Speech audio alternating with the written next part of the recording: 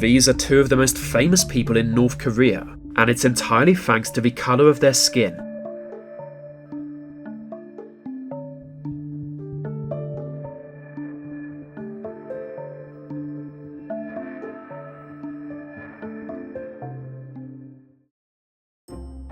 North Koreans defecting to the south is a common sight, but you hardly ever see defections going the other way. It wasn't always like that though. In 1951, the Cold War reached peak meme. Basically, the entire world was at war in the Korean peninsula, and somehow communist forces almost captured the whole of Korea. The situation was so desperate that America's supreme commander wanted to use nuclear weapons. He was soon dismissed for this suggestion, and the fighting continued. As losses stacked up, it essentially became a war between China and America. Luckily for all, the war ended in 1953 with a military and political stalemate. Ever since, the border has been demilitarized and heavily guarded on either side. And among the many American soldiers sent to guard that ridiculous border was James Joseph Dresnok. Like most people with the middle name Joseph, his life was not a good one, at least not to begin with. His mother was a bigamist prostitute, and his father abandoned him at a retirement home for some reason.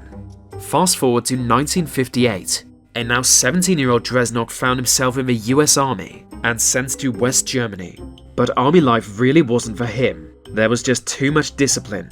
On being ordered to clean an armoured car with a toothbrush, he very nearly defected then and there. He genuinely considered crossing over into Soviet East Germany to avoid cleaning any more trucks, but ultimately chickened out. In all fairness, defecting at that point would be a lose-lose scenario. Most likely he would be interrogated and sent back west, only to be court-martialed for desertion. And even if they did grant him asylum, he'd have to live in Germany forever. Not good. So he bit the bullet and just carried on. 1962 was different though. This time he was in South Korea and facing a court-martial regardless. Having forged his sergeant's signature to get more time off, Dresnok was in big trouble, so he panicked, running across a minefield in the demilitarized zone and into the arms of the enemy. From that point onward, he was one of only 7 Americans to defect to North Korea since the end of the war. But unlike most defectors, this somehow turned out to be the best decision of his life. To start with, it was pretty rough though. Yet after the long torture sessions, when it became obvious he knew nothing of value to his captors, they decided to use him for propaganda. Dresnok began appearing in films, radio broadcasts, and on magazine covers. He lived in a house with 4 other Americans, all of which were now a bizarre kind of celebrity. It actually sounds like the worst reality show of all time, and that is saying something. For a while, Dresnok worked as a translator and an English teacher, but from 1978 onward he began appearing in major movies. The North Korean film industry has never been all that big, but as one of only a few white actors, he dominated the casting for villains.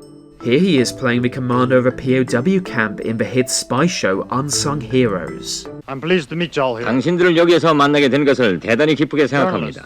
클라크 장군은 당신들에게 큰 기대를 걸고 있습니다. And I hope you'll 나는 기자 지시들이 이 기대에 보답하리라고 믿습니다. 한 가지 경고할 것은 색다른 보도가 나갈 때는 당신들이 책임져야 합니다. He only appeared in 1 episode, but it was so popular most North Koreans came to know him by the name of that character, Arthur Cockstead. Off-screen, Dresnok was forced into marriage with a Romanian woman. She was Doina Bombia, a painter who in 1978 was lured to Asia with the promise of a job in Japan. In reality, she was held captive in North Korea until her death 2 decades later. And believe it or not, this was a regular thing back in the day. More than 3,000 people have been abducted by North Korea, most of which in the late 1970s. They even had submarines specifically patrolling for foreigners to kidnap. Most American defectors were made to marry other Westerners, with the hope their offspring could be sent abroad as spies.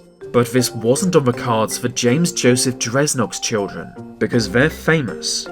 Like their father, they now act in propaganda films, but unlike him, North Korea is all they know.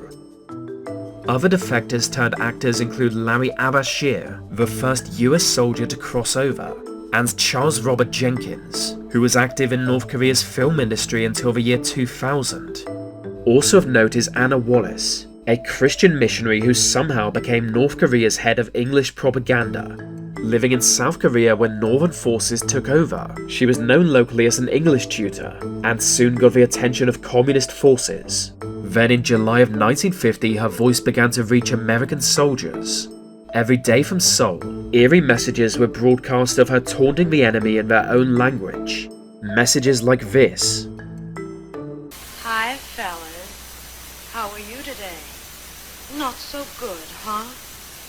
Well, you know what General Sherman said about war. Oh well, it'll only last 7 or 8 years, fellas. Of course it could be less than that, if your leaders would only listen to reason. But let's not talk about it. I'm going to play some real dreamy music for you. But first, I want to welcome some new fellows into the line, the 305th Infantry Regiment. I'm sorry the weather's so bad for you. We had planned to fix all the roads before you came, but there isn't much we can do about it now.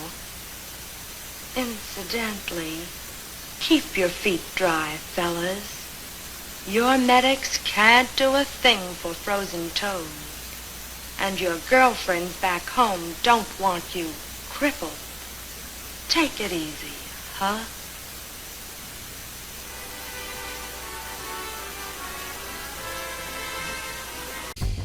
It was surprisingly creepy. Her relaxed tone of voice combined with thinly veiled threats and music. She would have made a good YouTuber.